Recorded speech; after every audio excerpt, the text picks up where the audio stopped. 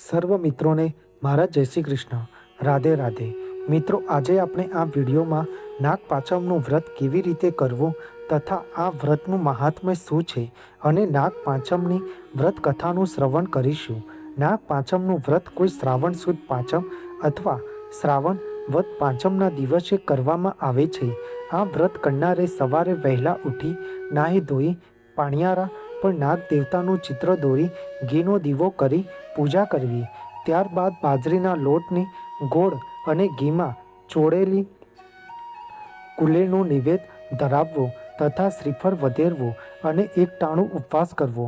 એમાં આગલા દિવસે પલાળેલા મગ, મઠ, બાજરી સાથે કાકડી અને અથાણું ખાઈ શકાય છે. આ વ્રત કરવાથી ઘરમાં સુખ શાંતિ આવે છે. નાગ દેવતાની કૃપાથી ધન ધાન્યનો ભંડાર ભર્યા રહે છે. ભારત દેશ કૃષિ પ્રધાન દેશ હતો અને રહેશે. નાગ દેવતા ખેતરનું રક્ષણ કરે છે, તેથી તેમને ક્ષેત્રપાળ પણ કહે છે. એટલે તેમની સદીઓથી નાગ દેવતાની પૂજા અર્ચના કરવામાં આવે છે. નાગ દેવતાને દૂધ ચડાવવામાં આવે છે. આમ પણ નાગ દેવતાને ભગવાન ભોળાનાથે પોતાના અલંકારના રૂપમાં નાગ દેવતા તેમના ગળા પર વીંટળાયેલા રહે છે. હિન્દુ શાસ્ત્રથી લઈને આપણી કુંડળીમાં પણ જો કાળ સર્પ દોષ હોય તો જાતકને પારાવાર મુશ્કેલીઓ વેઠવાનો વારો આવે છે. આથી આપણે નાગ દેવતાની વિશેષ પૂજા અર્ચના કરીએ છીએ. હવે આપણે નાગ પાંચમની વ્રત કથાનું શ્રવણ કરીશું. એક ડોશીમા હતા. ડોશીમાના ઘરમાં 7 દીકરા અને 7 વહુઓ હતી. નાની વહુને પિયરમાં કોઈ નહીં, એટલે બધા તેને ન બાપી ન પીરી કરી મેણા મારતા. ખાવા પીવાનું પૂરું ન આપે અને ઘરનું બધું કામ નાની વહુને માથે. શ્રાદ્ધના દાડા આવ્યા. ઘરમાં ગાયો ભેંસોના દૂધની ખીર રાંધી ઘરમાં બધા પેટ ભરીને ખાઈ પી ઉઠ્યા. નાની વહુને જમવા એ ન બોલાવી. નાની વહુને ચડતા દાડા હતા. તેણે ખીર ખાવાનું ઘણુંએ મન થાય, પણ બિચારી કરે શું?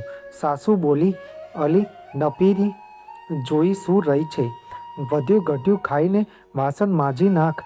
ને પછી નાની વહુ ઉઠી ખીરના તપેલામાં જોયું તો ઠાલું ઠમ.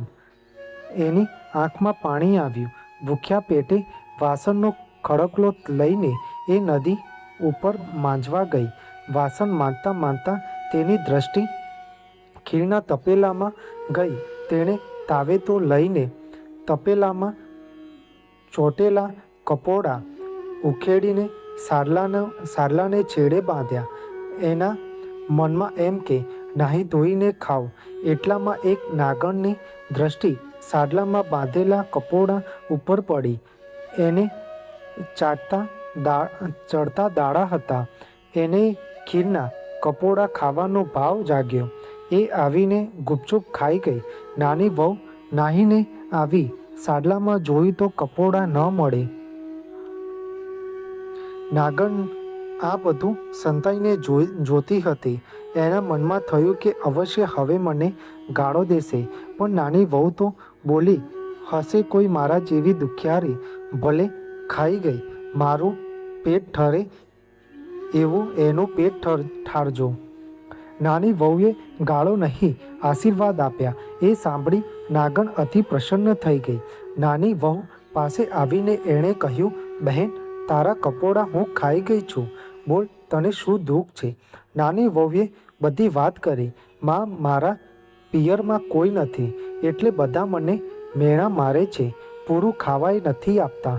અત્યારે મને સારા દાડા રહ્યા છે. મારો ખોળો ભરાવનાર પણ કોઈ નથી. આટલું કહેતા માં નાની વહુની આંખમાં જળજળિયા આવ્યા. માં નાગણને દયા આવી. નાગણ કહેવા લાગી કે ના બેટી, તું રડીશ નહીં. આજથી અમને તારા પિયરિયા માનજે. જ્યારે તારો ખોળો ભરાવવાનો થાય ત્યારે પેલા રાફડા પાસે કંકોત્રી મૂકી જજે. નાની વહુના મનમાં હરખ માતો નથી. એને તો જાણે ધર્મની માં મળી ગઈ હોય. એ તો રાજીના રેડ થઈને ઘેર ગઈ. વહુને ખોડો ભરાવાનો દિવસ આવ્યો. ઘરમાં બધા વાતો કરવા લાગ્યા. એને તો પિયરમાં સૂકું થળિયું એ નથી અને એને વળી ખોડા શા? નાની વહુનો જીવ મૂંઝાણો. એણે સાસુને કહ્યું, બા, મારા પિયરમાં દૂરના સગા છે, કંકોત્રી તો લખી આપો. એક ઘરડી પડોશણ બોલી, કટકો કાગળ લખવામાં શું જાય છે, લખી આપો ને. કંકોત્રી લઈને વહુ પેલા રાફડા પાસે મૂકી આવી. ખોડો ભરવાનો સમય થયો. સાસુએ ટોણો માર્યો, ઝટ કરો ને, ચૂલે આંધણ મેલો. હમણાં નાની વહુના પિયરિયા આવશે, પેટી ભરીને લુગડા લાવશે. એટલામાં તો નાગ દેવતા અને નાગ કુમારો આવ્યા. પેટી ભરીને હીરના ચીર લાવ્યા, સોનાના ઘરેણાં લાવ્યા. જોઈને બધાના મોં સિવાઈ ગયા. ન કોઈ બોલે કે ચાલે. ચૂલે તો સાચ આંધણ મૂક્યું. નાગ દેવતાઓએ કહ્યું, અમારા માટે દૂધ મૂકો. અમે તો દૂધ પીનારા. દૂધના દેગડા ચૂલે ચડ્યા. પાસેના ઓરડામાં દૂધના તપેલા મૂક્યા. નાગ દેવતાઓએ ચપ દૂધ પી ગયા. ખોડો ભરાવા માંડ્યો. વહુને તો હીરના ચીર, સોનું રૂપું, હીરા માણેક જોઈએ તેટલું આપ્યું. સાસરિયા વાળા તો છોભીલા પડી ગયા. નાગ દેવતા બોલ્યા, હવે વળાવો. ત્યારે સુવાવડ પછી 1.25 મહિને દીકરીને મૂકી જઈશું. નાની વહુને વળાવી. નાગ દેવતાઓ વહુને લઈને ચાલવા લાગ્યા. તેમણે કહ્યું, બહેન, તું ગભરાઈશ નહીં, અમારી પાછળ પાછળ ચાલી આવ. બધા એક મોટા ભોયરામાં ઉતર્યા. ત્યાં જુએ છે તો મોટો રાજમહેલ દીઠો. વહુ તો રાજી થઈ ગઈ. હિંડોળા ખાટ પર બેસીને ઝૂલવા લાગી. નાગણ બોલી, જો બહેન, આ નાગકુમારોને તારા ભાઈ સમજજે. તું ખા પીને આનંદ કર, પણ એક કામ તારે કરવાનું. સવારે, બપોરે અને સાંજે ઘંટડી વગાડજે, એટલે બધા નાગકુમારો દૂધ પીવા ભેગા થશે. એમને નિયમિત દૂધ પાવું એ તારું કામ. દિવસો વીત્યા ને નાની વહુને દેવ જેવો દીકરો અવતર્યો. છોકરો તો દાડે વધે ને રાતે વધે, એમ કરતાં મોટો થયો. એક દિવસે નાની વહુ ઉકળતું દૂધ ટાઢું પાડવા મૂકી બહાર ગઈ. છોકરો રમતો દૂધ પાસે ગયો. ત્યાં તેણે પેલી ઘંટડી જોઈ. છોકરાએ ઘંટડી વગાડી. ત્યાં તો નાગકુમારો દોડતા આવ્યા. નાગકુમારોને જોઈ છોકરો તો ડરી ગયો અને તેના હાથમાંથી ઘંટડી પડી ગઈ. ઘંટડી બરાબર 2 નાગકુમારોના પૂંછડા પર પડી, એટલે તેમના પૂંછડા કપાઈ ગયા. બીજા દૂધ પીવા ગયા, પણ ગરમ ઉકળતું દૂધ બાપડાઓના મોઢા બળી ગયા. નાગકુમારો તો બાળિયા અને બુચિયા થઈ ગયા. નાની વહુ બહારથી આવીને જુએ તો રૂપાળા નાગકુમારો બાળિયા અને બુચિયા થઈ ગયા. પણ શું કરે? નાના છોકરાને શું કહે? પણ નાગકુમારો તો ક્રોધે ભરાયા અને કહેવા લાગ્યા, અમે તારા છોકરાને કરડી ખાશું. એટલામાં નાગમાતા આવી પહોંચી અને નાગકુમારોને શાંત કર્યા, પણ એમના મનમાંથી વેર ગયું નહીં.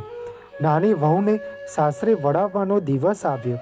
મનગમતી પહેરામણી આપી, સોનાનો ચૂડો આપ્યો અને વિદાય દેતા નાગમાતાએ કહ્યું, તને દુઃખ પડે તો અહીં આવજે.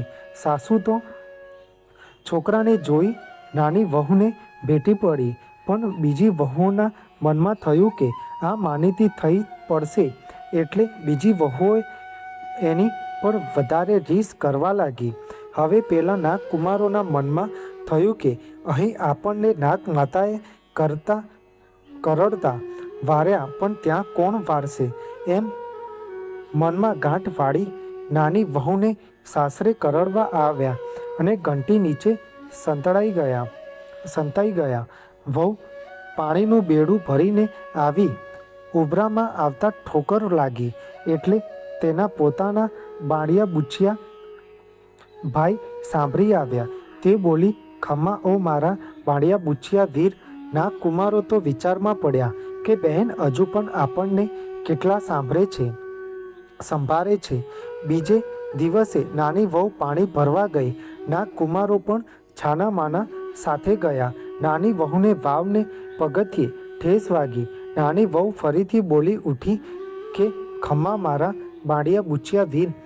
નાગકુમારોએ બહેનનો આટલો બધો પ્રેમ જોઈ છોકરાને કરડવાનો વિચાર માંડી વાળ્યો અને ત્યાંથી ચાલતા થયા. એક દિવસ મોટી વહુની દૂધની તાંબડી છોકરાએ રમતા રમતા ઢોળી નાખી. એ તો લાલ પીળી થઈ ગઈ અને છણકામાં બોલી કે અમારા ગરીબનું દૂધ સીધ ઢોળાવી નાખો છો. તમે તો મોટા પિયળના છો.